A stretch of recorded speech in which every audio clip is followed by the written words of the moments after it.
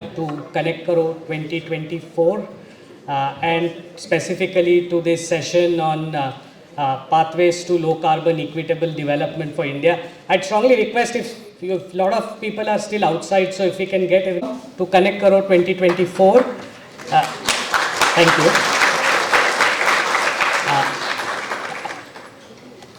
Very quickly, we'll jump right into the session. I'm going to ask Ulka actually to set the context for this session, and then we will hear from other speakers. I will conclude the session with broadly sharing then the agenda and brief highlights of WRI India's work. So with that, I'll invite Ulka, who is the Executive Director for Climate Economics and Finance Program, to do the context presentation. Good morning. I have a presentation, if you could please switch to that. India's pathway to low carbon and equitable development is quite simply unique. There is no well-trodden path for us to just follow. If we plot the per capita income of countries against their use of electricity, we see that there are no rich countries that also happen to be energy poor. In fact, on this chart, the scale is logarithmic, not linear, so it's a pretty dramatic effect. As India develops, its energy use is bound to increase. But the question is, can this be done without increasing greenhouse gas emissions as well? Our systems dynamics modeling shows a scenario that is consistent with India's Viksit Bharat and net zero 2070 targets. With a wide range of actions in almost every major sector of the economy, India could potentially reduce 70% of its emissions in 2047 compared to the reference scenario. Rising electricity demand can be met by expanding non-fossil sources of energy, both in the reference scenario and in the net zero scenario. But this will need investments. India's target of building 500 gigawatts of renewable energy by 2030 means that the country has to build as much renewable energy capacity as currently exists on the entire continents of Africa and South America put together.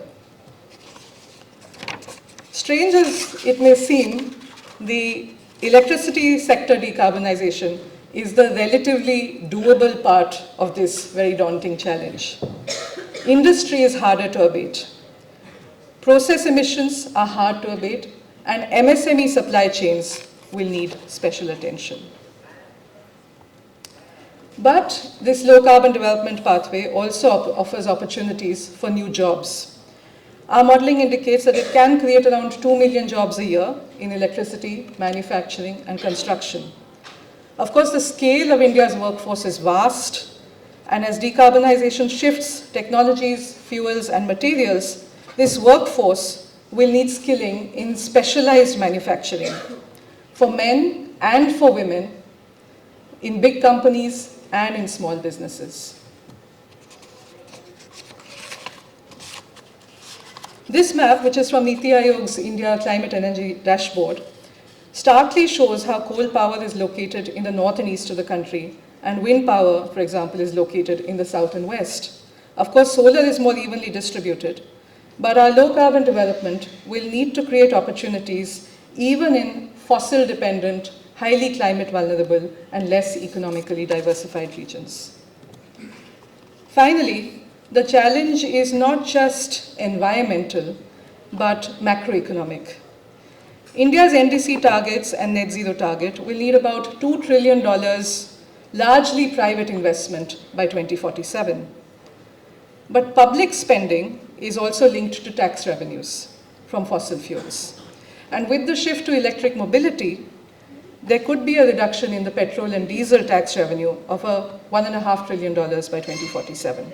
So we will need to consider other new sources of revenue for social spending on our sustainable development goals, on adaptation to climate change, and on just transition.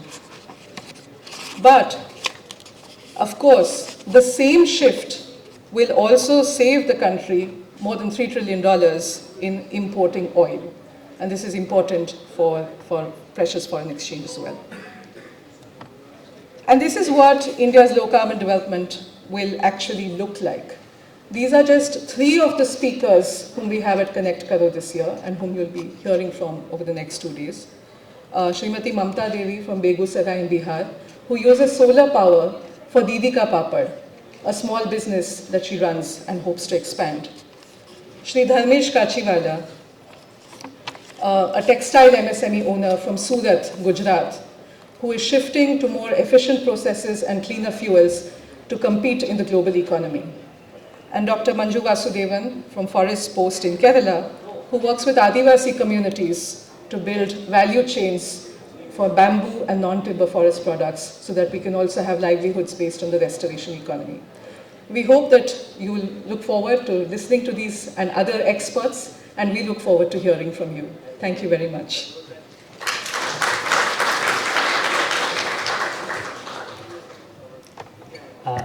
Thanks, Ulka. Now I'd like to invite Mr. Ravi Pandit. He's co-founder and chairman of KPIT Technologies, but he's here today as trustee of WRI India, and we would like him to deliver the welcome address. Thank you.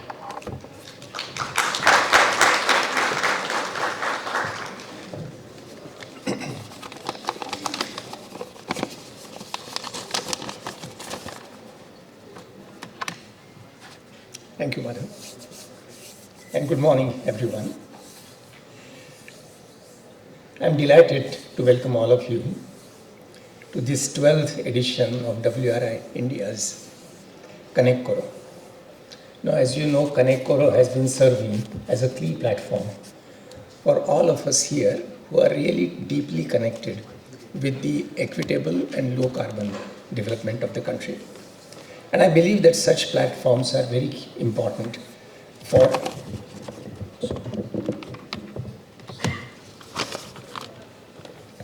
really very important for deliberating on critical domestic issues.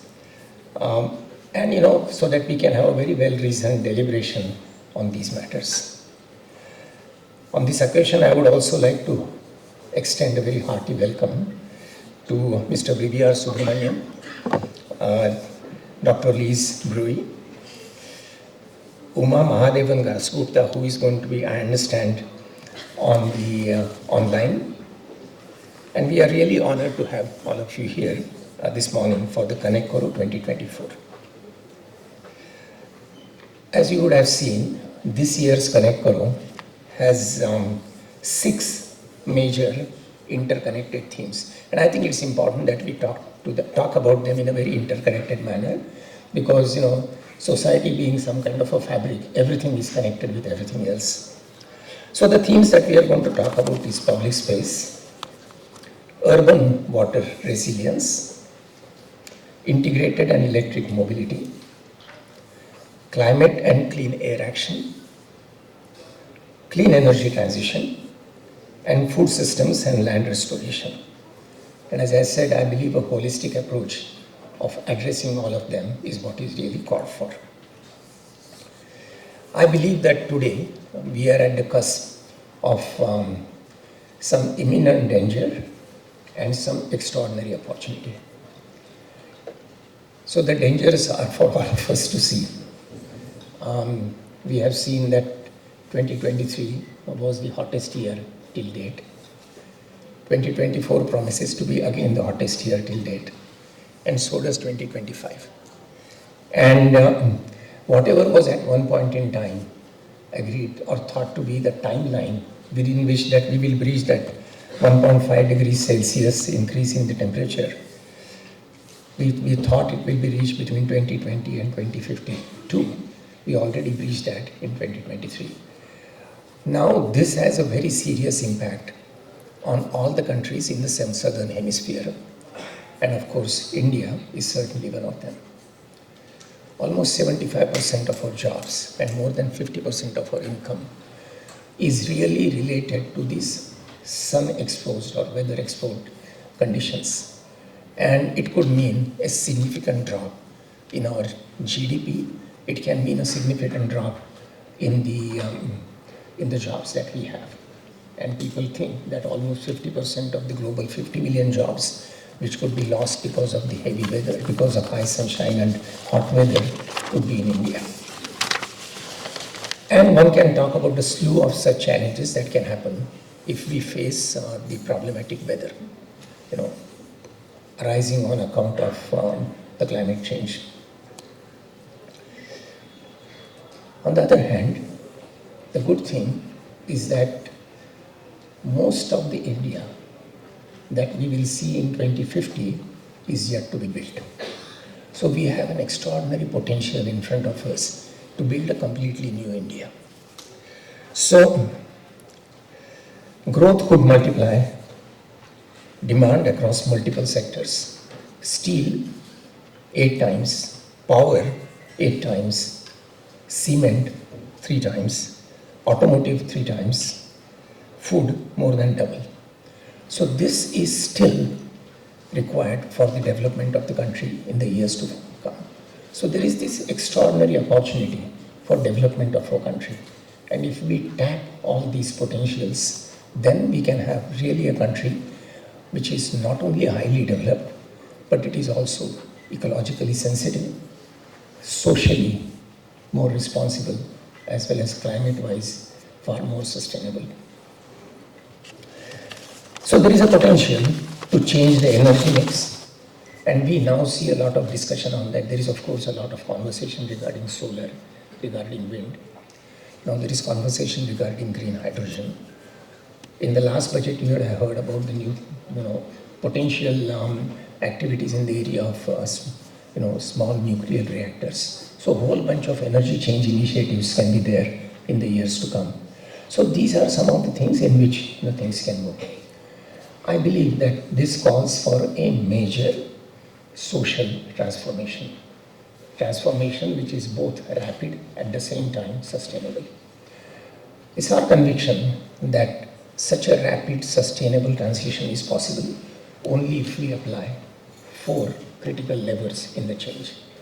And I would define those 4 levers as STEP, STEP. First and foremost, we need deep social engagement, because no changes of this type can be mandated from above. So I think all of us have to feel sensitive about the need for these changes. All of us should feel motivated to make those changes. And that social engagement is important, and I believe the work that WRI is doing is very deeply related to this. I also think that a deeper social engagement is now possible because there is a global consensus. With certain exceptions, there is a global consensus that climate is a global problem, that all of us have to together address it, and there is that broad consensus. I think in India, this broad consensus is also helped by the fact that culturally we believe we are a part of the nature and nature is part of us. In all the Oriental religions that have come in, we have seen God in all parts of nature. And I think that helps us think differently about the world around us. And I think that helps in building social engagement. I personally do see a lot of areas where people are coming together at local levels and saying that we need to make a change because of the heat that is coming in, the excess rains that are there, long droughts that are there. So I believe that social engagement is much easier in this country of ours than elsewhere. The second thing that I think is very much in favor, which gives really wind in our sails, is this whole technological change. The technological change coming on account of automation, electronics, communication, robotics is going to make a big impact in terms of our ability to address the climate change. I can very easily see, much better work in the area of better agricultural practices, better healthcare, better education, better energy generation, better usage. I think technology can help us move towards a more sustainable future. And you will see some of those aspects discussed in the sessions to come. The third is the area of public policy, where again, promoting a public policy by looking at all the options that are available to us to go for a more sustainable future is a very important part. And I think that public policy discussion has to happen across multiple layers in the society. And I'm particularly proud of the work that WRI India has been doing in that area. The last level is economic viability. It is our conviction that ultimately any major change has to be economically viable on its own, because there is a limit to how much resources can come from either donations or from government funding. And that economic viability is something that we need to work on. And in this area, in the first stages of that, of course, there is need for external funding, there is need for global climate financing, etc., which could help give it a boost. But ultimately, this is something that has to stand on its own feet. I believe these are some of the factors that we need to address to grab this opportunity and save ourselves from this imminent danger. I am certain that the deliberations in the days to come will focus on the enormous opportunities that are in front of us. I would like to thank all the dignitaries on the dais and everyone from WRI and everyone in the audience, our peers, our partners, and I really look forward to a very engaging session ahead of us. Thank you.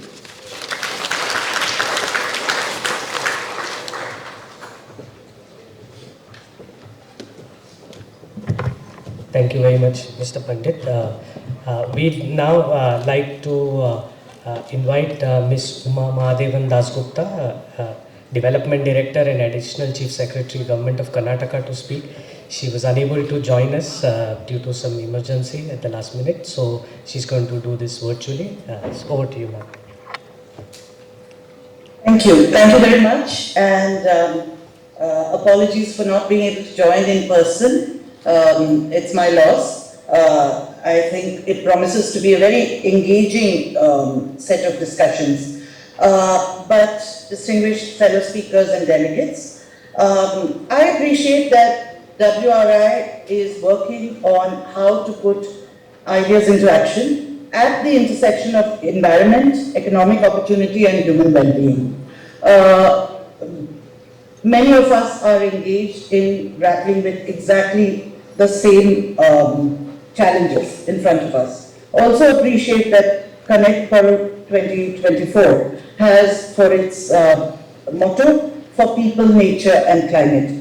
I'd like to talk about how in Karnataka, in rural Karnataka, Karnataka is a southern state. I understand there are dignitaries and participants from outside India. So Karnataka is a southern state in India. Rural Karnataka has about 60% of the state's population, which is around 3.75 crore. And in rural Karnataka, in our village panchayats, which are our elected local bodies, we have nearly 6,000 elected local bodies. I'd like to talk very briefly about how we have tried to work at the intersection of exactly this, of sustainability for waste management, livelihoods and human well-being, with a focus on gender and inclusion in the sector of waste management.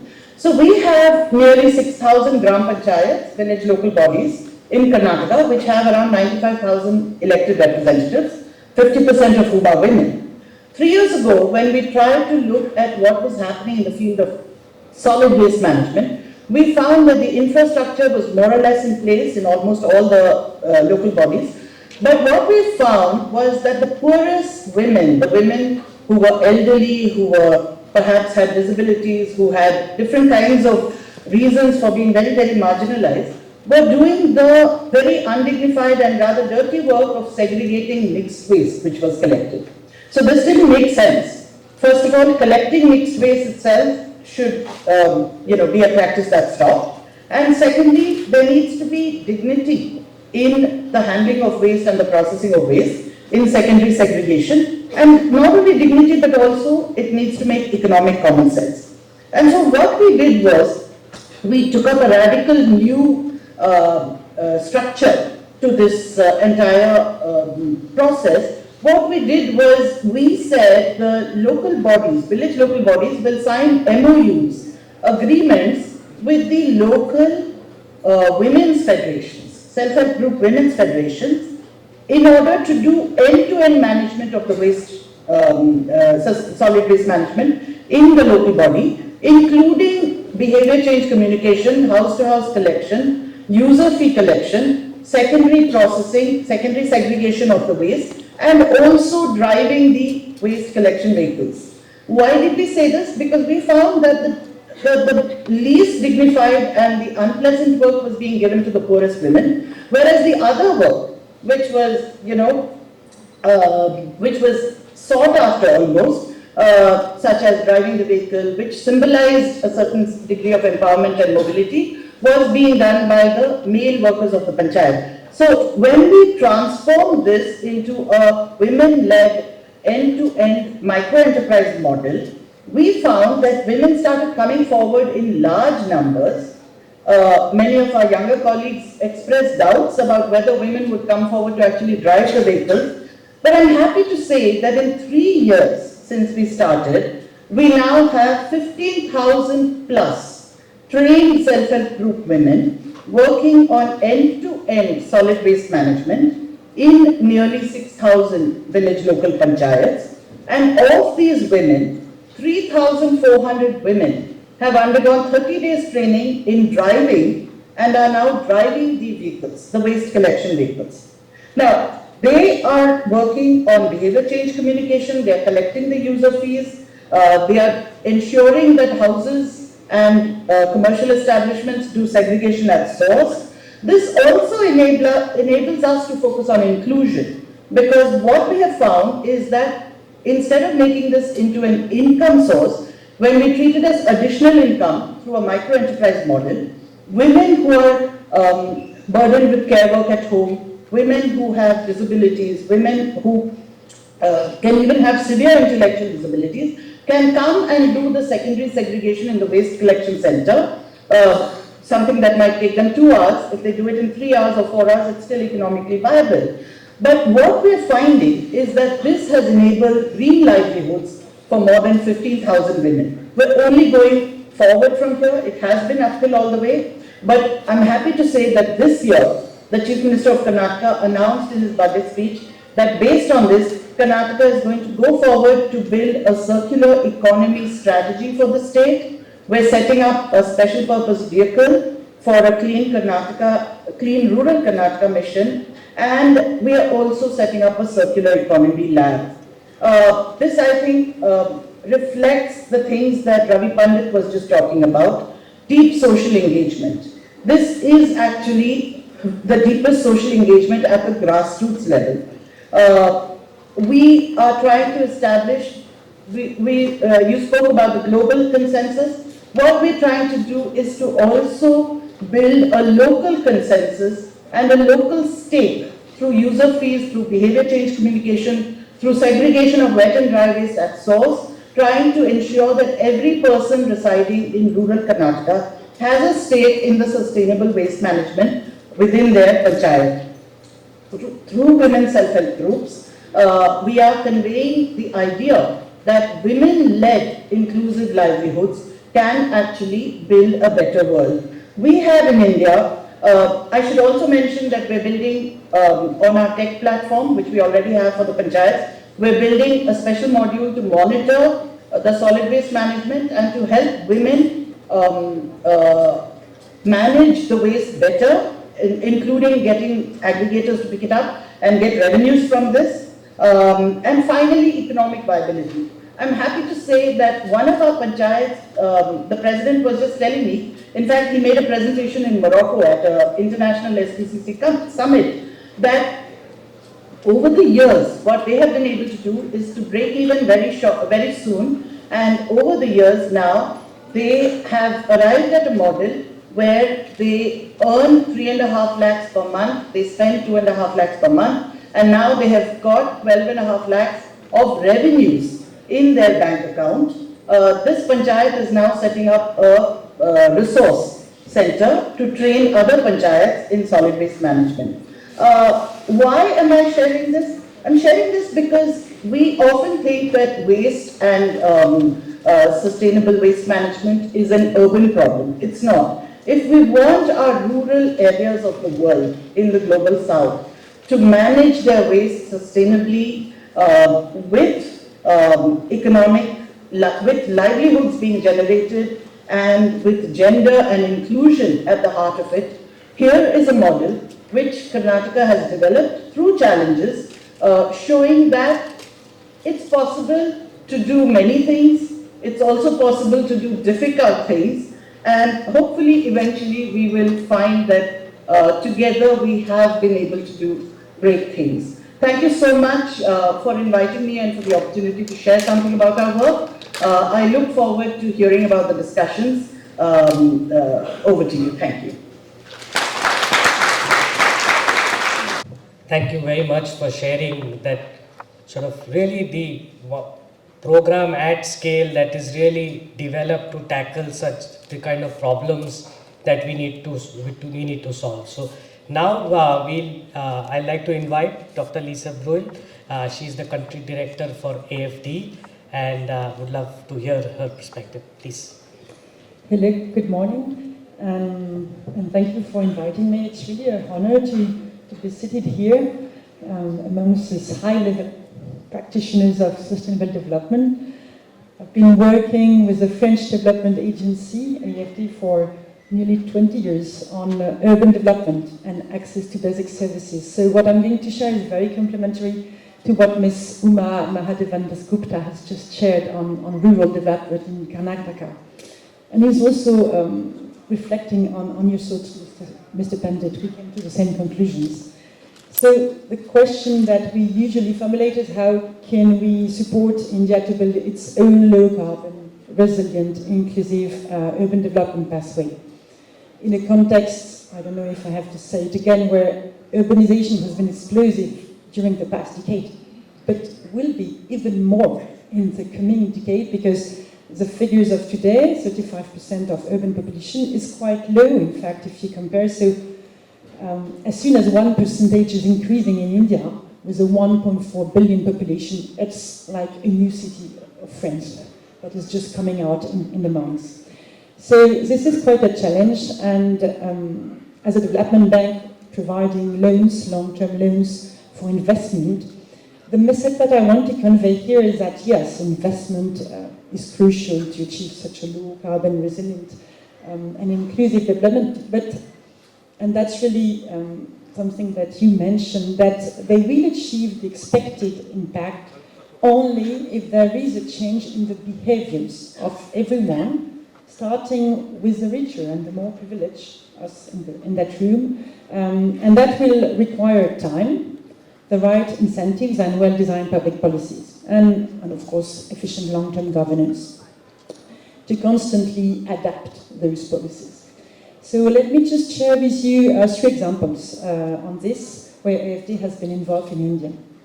The first one is urban mobility. I come from the transport sector. So AFD has been financing metros in India for the past 15 years in 6 cities, whether it's Kochi, Bangalore, Surat, Ahmedabad, Pune, Nagpur. Well, and it has been implemented really good. I mean, on time, on budget, there's something. But there is a problem, is that ridership is not completed as accepted. Different reasons for this. First, that the forecasts were probably excessively enthusiastic and not realistic. But the second, it is that this questions how the policy, the urban mobility policy as a whole, which include integration with other modes, in particular the bus, is designed.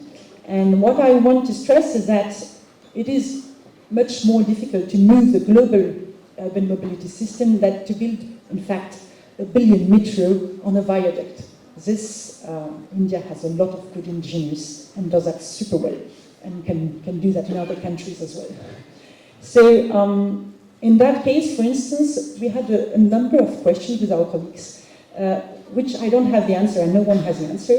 And the kind of question is that, is the metro targeting the middle class, which should then drop its personal car? In that case, we need to improve integration with high-level bus to attract that middle class. But on the other hand, is the metro targeting the large working poor? In that case, tariffs should be also redesigned. So everything is this conversation that AFD will be providing loans for the metro, and for this, output is here. In terms of impact, we're trying to provide soft money to have this discussion with all the metro developers, and The thing is that it involves not only the Society for the Metro, it involves the bus, it involves the states, the city. And so to build that governance of urban mobility, which is extremely complex in all countries, starting with France, for instance, is something difficult, and I think that's what we need if we want to achieve this impact. It will require time for behaviors to change. And when I say behaviors to change, is to make public transport attractive. When I'm in Paris, I don't even think of doing something else than taking the metro. It doesn't go through my mind doing something else. When that will be possible in Delhi, that would be quite an achievement. First example. Second example of how difficult and important it is to change behaviors is in the building of resilient cities. Take coastal cities. In a coastal zone, being resilient means understanding where the water wants to go. So if it wants to go somewhere, better not be there. And give it space, preferably upstream the city, because you can never fight against water. So here again, you can build new embankments, investment, and I know how to finance this. But this will never win in the long term. So, for instance, we've been working with Kerala government with a development policy loan. It's one step further. It's not only investment. We provide money linked to disbursement indicators that are the achievement of one policy measures. For instance, having a risk-informed urban planning, defining floodable zone. Next step would be forbid some construction on that floodable zone, which is something extraordinarily difficult from the social and political point of view. I mean, just imagine talking to the real estate man and saying, oh no, here you're not going to make profit, in fact, and now your house is not worth anything. So that's a second example where I think what is needed is not only time for a change of behaviors, but political will, and sometimes it is difficult. The third example that I have, and it's going to be the last one, I want to talk about this third adjective. So low carbon, urban mobility, resilience, okay, and inclusive. What does it mean to be inclusive for the most vulnerable? It means not only that with high quality transport, a metro is affordable. It means not only that during a disaster the poor would not be the most affected, which is the case, yes. It's really a sort of having a systematic new glasses to look at the policies, and I'm sure that everyone in his room has these glasses, but it's like spreading these ideas, and it deserves a specific look on each public policy. Let me just take the gender-based violence, and I give you an example that I went through very recently. We are supporting through the Foundation for Innovative Development. This is a foundation managed by Esther Duflo, the French co-Nobel Prize with her husband here in June, on innovation. And they do innovative training of policemen with theatre, for instance, to help them understand and manage gender-based violence. And it's very cheap. I mean, it's not costing billions, but I believe they will really change the way these people will witness, a woman in distress, will prevent gender-based violence, from where they are. And I believe that this innovation, just use different things, not only sitting in a room, but doing things with your body, is something efficient. So innovation is the word I would like to underline. And here in this Indian Habitat Center, we have our colleagues and partners from NITI working on that program Cities 1 and Cities 2, who's been a flagship program of the European partners on climate-oriented urban development. Cities 1 has been financing pilot project, and the idea was how can we create the conditions for innovation in urban development, in the design, in the implementation, in the participation of users. So, as we, financial institutions, and my colleague will provide loans for investment and soft money for technical assistance, studies, training, capacity building, all that stuff that you know, I think we will need all of your talents. I see a lot of young people and passionate people in that room to put that in real life and maximize the impact of this disbursement. And the idea, again, change the behaviors requires time, political will, and innovation. So it's all is about what will be the aspiration of the new Indian middle class in 5 years or in 10 years, and that's a challenge. So it will take time, will, innovation, but I'm very confident that India will develop and is inventing now, in fact, its own pathway for sustainable development.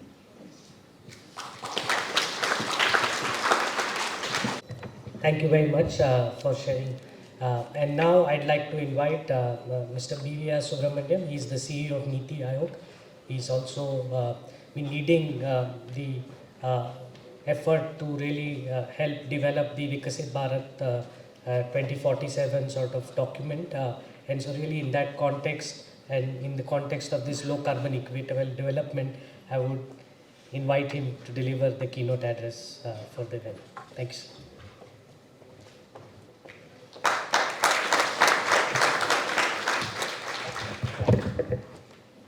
Thank you, Madhav. Dignitaries on the dais, members in the audience. First of all, I'll thank WRI for inviting me to this opening session. And it's always a pleasure to accept any invitation from WRI because they are very valued partners of NITI on a number of fronts. We have been working in the past and there are new areas we are working with WRI, and I'm sure this partnership will grow and blossom in future.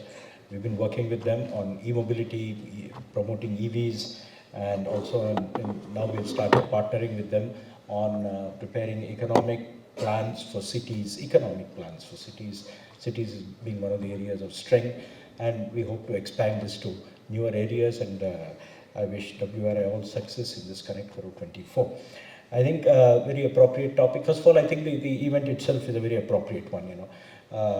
I was just going through the list of people who will be participating over the next couple of days in the event, and it shows the diversity of actors and people who are now working in this area of climate, you know. Like in an ice cream shop, you have flavor of a day, you know, so climate change is the flavor of the day. And so you have a lot of people. It's an essential flavor. I'm not saying it's less important. It's not a passing fact. But the fact is more and more people, organizations, institutions are getting involved in it. And the diversity of stakeholders who are working in this area actually makes one feel happy and confident that actually one will be able to handle this challenge. The theme chosen this time I think is quite an appropriate one, you know, which is actually a pathways to low carbon development. I think this is one of the challenges that India faces. The growth of India, the rise of India is undeniable. It cannot be stopped. But it also is happening in an environment which is quite different from that which was there even 10 years ago.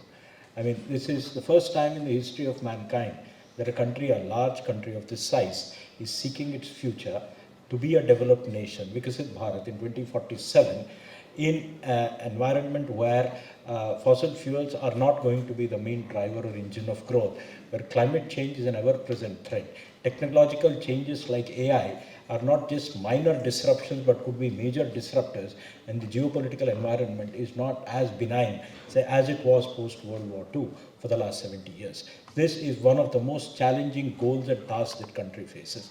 And I think the success of India would be a model then for a large number of other countries which are actually trying to do that.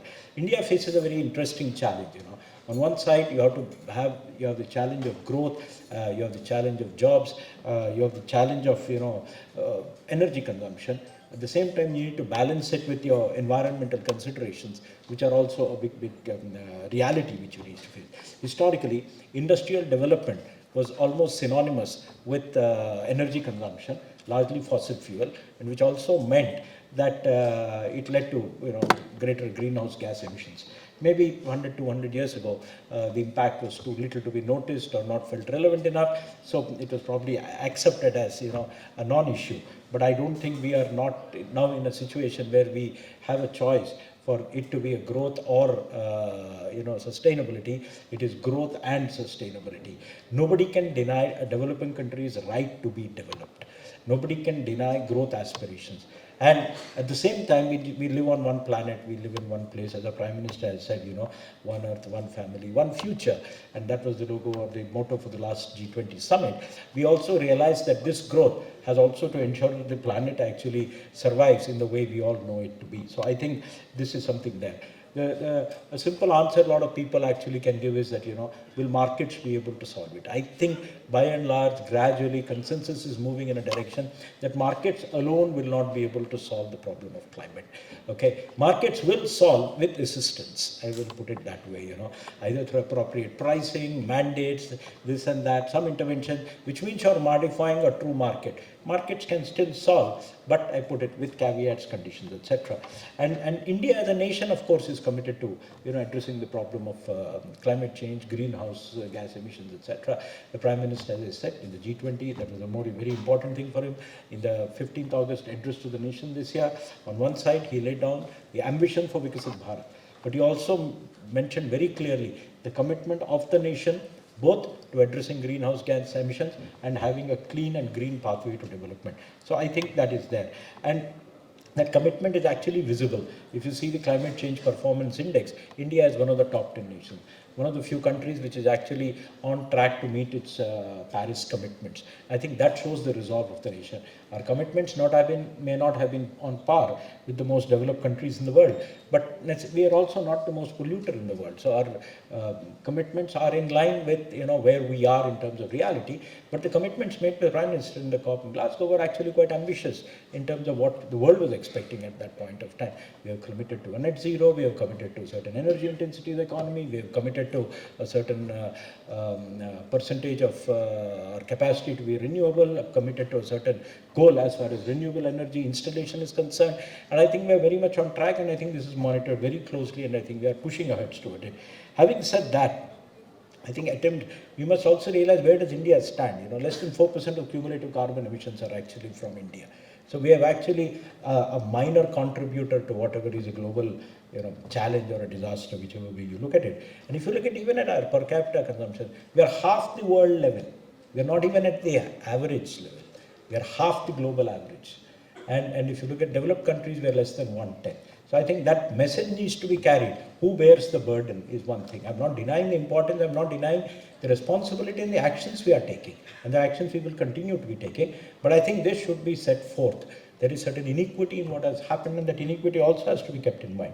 I think the government is taking active steps, and I think that's the biggest thing, to decouple growth from greenhouse gas emissions. I think that's an important measure, and I think that is visible. And I think the Indian model, as and when it evolves fully, will be actually a sustainable growth model applicable to Africa, other parts of the world which have similar aspirations, etc. If you look at even the recent budget which was there, I mean, look at the amount of importance, climate and climate-related issues actually found space in a budget. Union budget is about taxes, doling out subsidies, some welfare measures, etc. You do not expect climate to figure very, very prominently in a budget speech. But if you see that, there are large elements in the budget. I mean, the Prime Finance Minister talked about an energy transition framework to be developed. I mean, there's an open acknowledgement that we have to transition in energy to clean energy. And I think the budget is also very clear that it acknowledges that we need to balance growth and employment aspirations on one side and sustainability and clean energy aspirations on the other side. The budget mentions about developing a green taxonomy. The budget talks about abating hard to abate sectors and reducing their GHG transition. They also talk about a green transition for MSMEs and industrial manufacturing sectors. And there's also a portion in the budget about climate finance. So it actually says that, mind you, the most important and powerful ministry in the government is actually finance. Okay, because dhana moolam idan jagat. So where money is, money talks. So the moment money actually, the finance ministry starts talking about these things, you can rest assured that it's very, very, very high. NITI talks or somebody else talks. Okay, this is all good, nice policy wonks who are talking stuff. But finance talks. That's where the buck is. And I'm sure the government is intending to commit more and more resources to this area.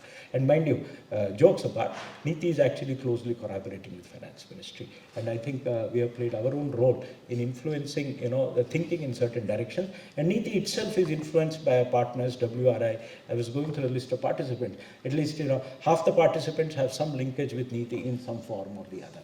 So I think all that helps put together, a coalition of voices which actually then influence policy, influence the direction of government actions, etc. Now, what is NITI doing? And I think that's something useful to, do a reality check at this point. A lot has happened in NITI over the last year or so.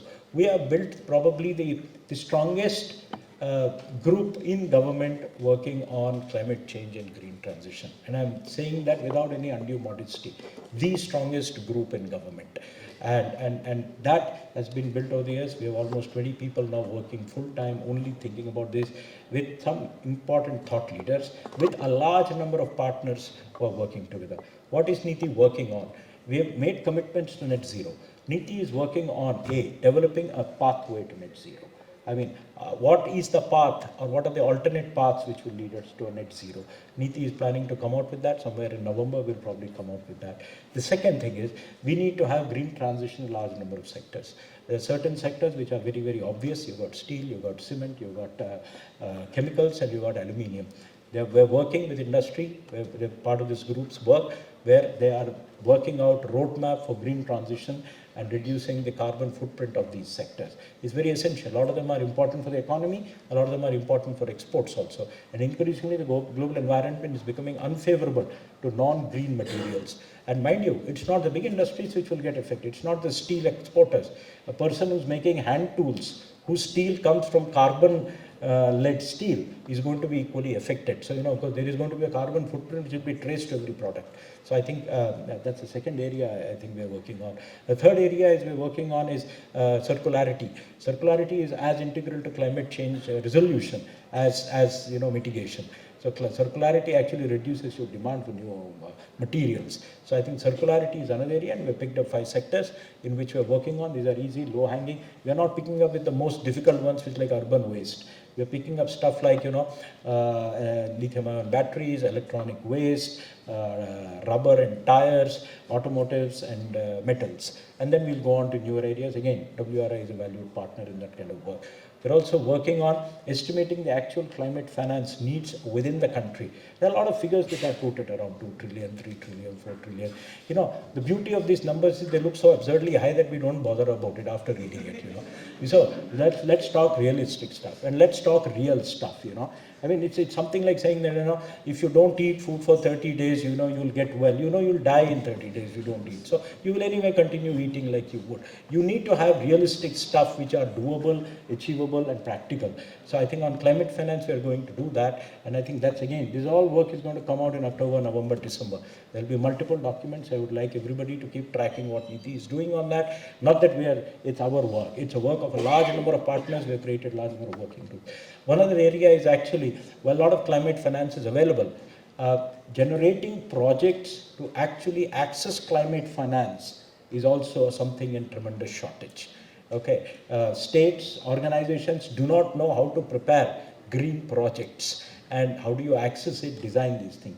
So I think we're actually working on setting up a part which will actually help organizations generate green projects. And last but not the least, there are 2 types of implications of green transition.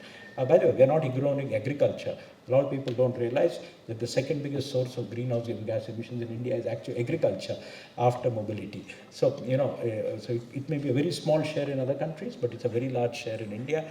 So we are addressing that also. And last but not the least, there's a macroeconomic impact of climate change, and there is a social impact of climate change. There are large states, large populations which are actually dependent on, coal for their livelihoods and their budgets. And when you actually decarbonize and get out of this, what will happen to the economies of Jharkhand, Chhattisgarh, Orissa? I mean, forget budgets going into deficit. You'll have people with livelihoods. You should not have social crisis. So I think the group is working on that. I welcome more and more people to link up with NITI, and we'll be working a lot of work. We will feed into policy, we'll feed into schemes. On the other side, NITI is also working with states. NITI is working states on 2 areas largely related to this particular theme. One is We're working on developing subnational state level roadmaps for energy transition.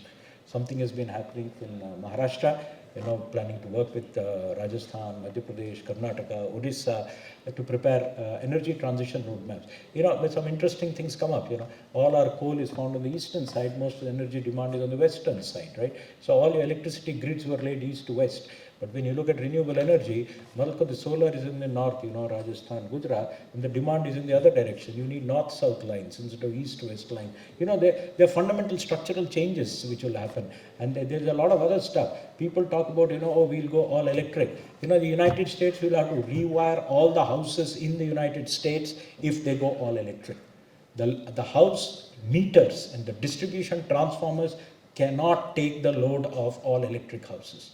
The wattage of all of them will burn.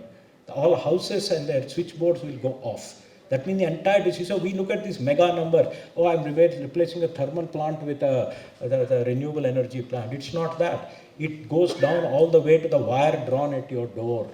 And that has to be rewired, because suddenly what you were consuming in terms of 1 or 2 suddenly goes up to 10 or 20 in terms of power. And your systems are never designed with those kind of thoughts. Suddenly a house heating, cooling, gas consumption and your vehicle all go electric. Suddenly it changes. So there are actually a lot of state issues when you decide to go electric in these ways. I mean, I can put 4 car chargers in your house and your switchboard will burn. It can't take that kind of a load. So, there's a lot of work. So, NITI is working with states on energy transition plans as well as cities. We're working again with partners, and I think that's a preferred model, that we pick up a state, pick up partners, and, it's a tripartite way of working. And the second area we're looking at is, of course, which is of relevance here, is actually preparing economic plans for cities. Tomorrow we are releasing the plan for Mumbai. I'm there tomorrow. It's a growth hubs, which we call them. Most cities in the world, we have abandoned, half of WRI is full of urban planners, but we have abandoned cities to architects. It's a recipe for disaster, a recipe for status quo. The reason is cities are living entities, and the people you have expertise in urban planning. But fundamentally, cities were not created by man just through a plan. They grew organically. Man from a nomad then decided we need to have some activities, and then cities developed as clusters of people, villages, larger villages, etc. That's what cities are. And if you have to plan for the growth of India to be Viksit Bharat, you also have to plan for cities to be economic dynamos. If India is to be a $30 trillion economy, 90% of that is going to come from cities. 25 trillion is going to come from cities, actually. That means cities should have plans for what is going to drive us. Otherwise, we will have unplanned urban sprawls, which we have. We will have solid top-class economic activities happening in slums. I mean, Dharavi is one of the most vibrant economic centers in the country, whether you like it or not. For wealthy people, it will look like a dirty piece of slum, which is an eyesore. But the reality is it's an economic entity, and that's how cities are. If you don't, so actually if you want to grow the economy, it's not about some large plants here and large infrastructure alone. It's about planning cities to be economic hubs. All major cities in the world have economic plans, London, New York, Tokyo, Seoul, Shanghai, Dubai, all of them. And people prepare these economic plans to drive growth of the city.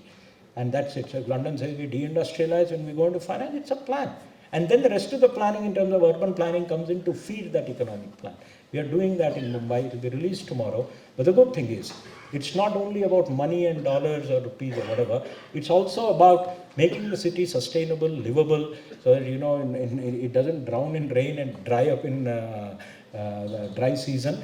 Also ensure that there are green spaces, livability, and cities will have to have people living across the entire economic spectrum, from the very rich to the very poor. All need to find space, and all need places to live in, actually. So in India, what is happening is, since we don't do all that, we are having privatization of public goods. So instead of having common parks and all, you have private gardens. But that's a very inefficient way of actually using land. So if you have large public spaces, you won't need to have a private little garden of your own. So these are ways of looking at it. We're working on these things. Again, WRI is a partner. We've worked with WRI in Surat, a couple of places. We're planning to work further as we go along, maybe Bangalore, maybe Hyderabad, and that'll be there. So I'll end here with just 2 things and 2 thoughts. Firstly, India is committed to green growth, a climate-friendly growth, and a growth path which is going to reduce carbon footprint across its entire economy. This is going to be a development pathway where we try to decouple growth with GHG emissions. I think the first thing which we are actually going to. The second is, how are we going to do it? Through efficiency, through circularity, through generating new technologies and focusing on clean energy. A lot of that is visible, From the top to the bottom, I think these messages have gone in government, and I think that is being monitored. Third, this climate change is also an opportunity for India, because the good thing with crisis is it levels everything. Suddenly people don't have any incumbent advantage.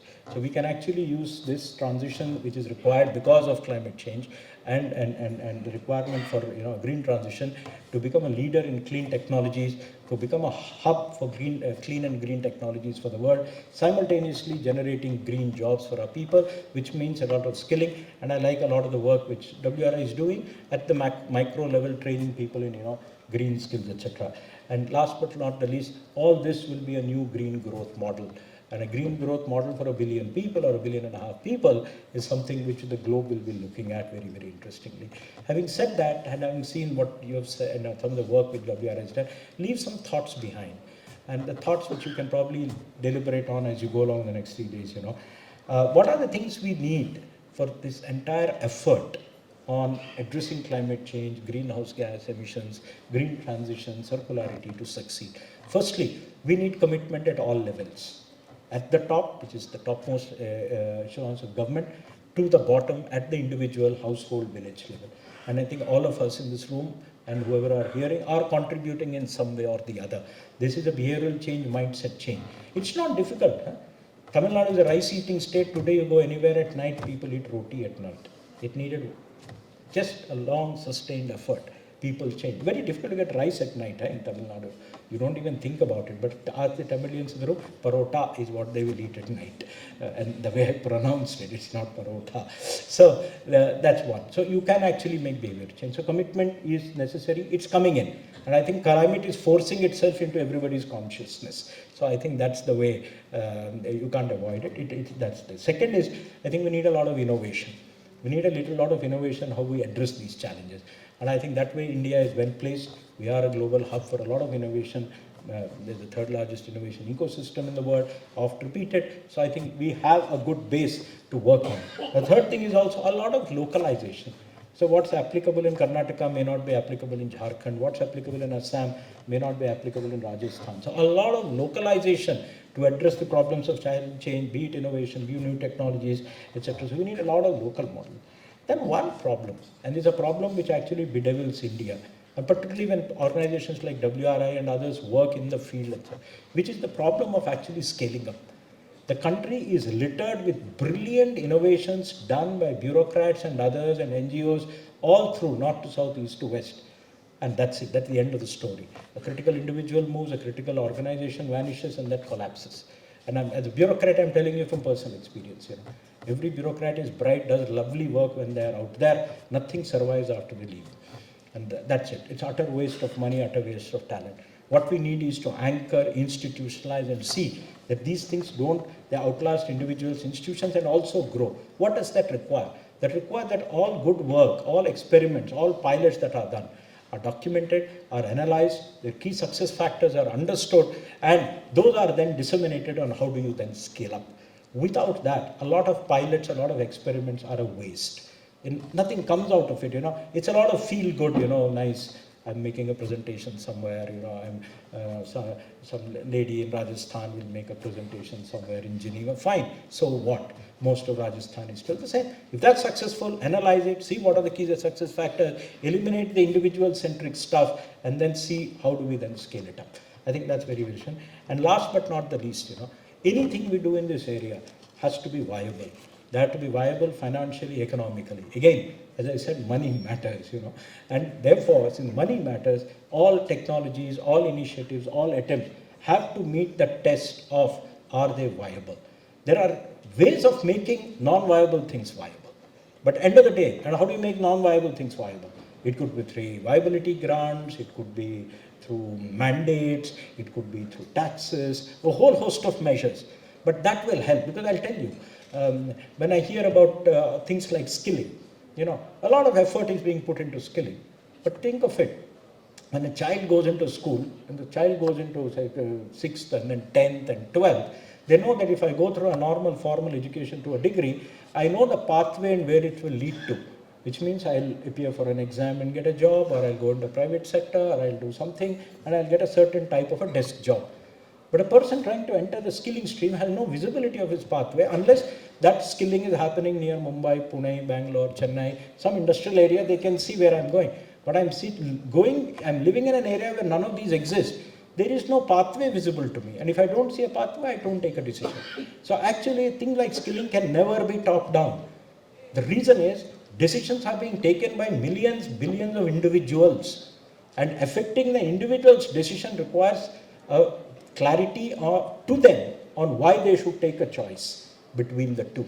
It's like a movie maker making a film. Whether the film is a hit or not is not in his or her hand. It's the individual who decides if this movie is a flop or a hit. Similarly, skilling. Coming back, the same thing applies to climate change.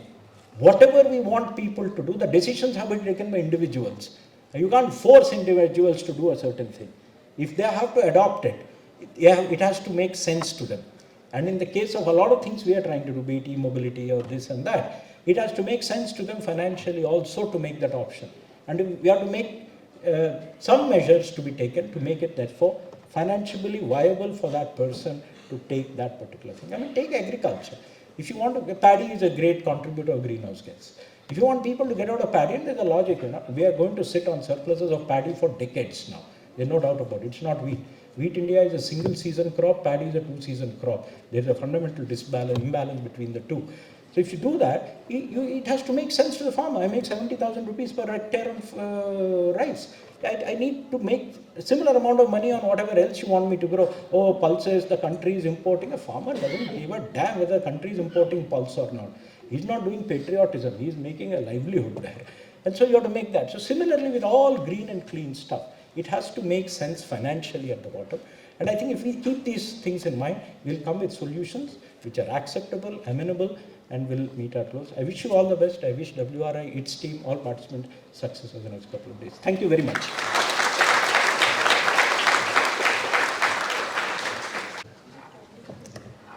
Thank you very much, Mr. Subrahmanyam, for sharing the vision of NITI and really laying out what needs to be done for us to get on this pathway.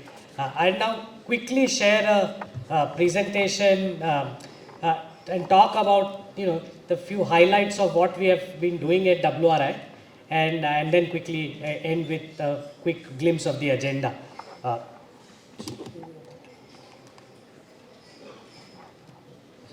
So at WRI, that's the theme of the event, people, nature, climate. It's really about how do we limit global warming to 1.5 by still making sure that communities can adapt to the climate impacts. How do we stay nature positive? Really make an effort that people don't get left behind through this transition. And we are doing this primarily focused as we think about the food system transformation, as we think about the energy transition that's going to happen, and the big urbanization that's going to happen in our countries. These are the broad sort of approaches that we work with. We're going to release a few of our research publications over the 2 days. We develop tools. We then do a lot of these pilot demonstrations and at the subnational level also. But I think the real challenge then is how do we scale this, right? How do we use this to inform national programs and policy? How does this create large-scale partnerships, platforms that things happen at scale? So we've, Ulka shared some of this earlier. We've been really thinking about the modeling analysis that is required for us to get to net zero. There are going to be macroeconomic changes that are going to be required.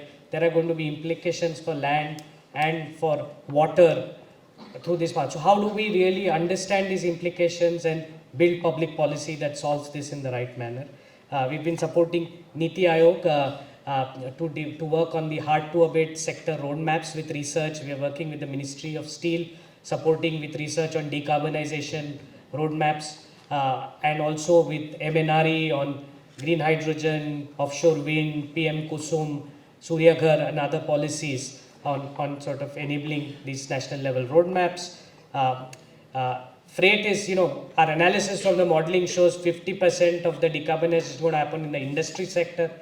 And then the second fastest growing sector is transport, freight being a big part of that. So, there is a platform that is created to talk about decarbonization of freight.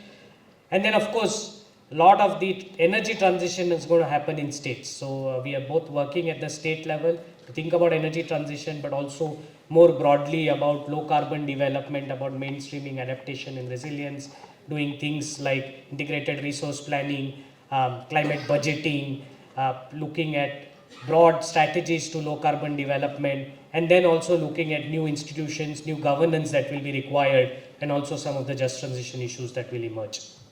And then at cities, really working on mobilizing climate action. Through climate action plans, we worked with a dozen cities. This year we released the Bangalore Climate Action Plan. We've been working in Mumbai on also doing the climate. Mumbai just released its first climate budget.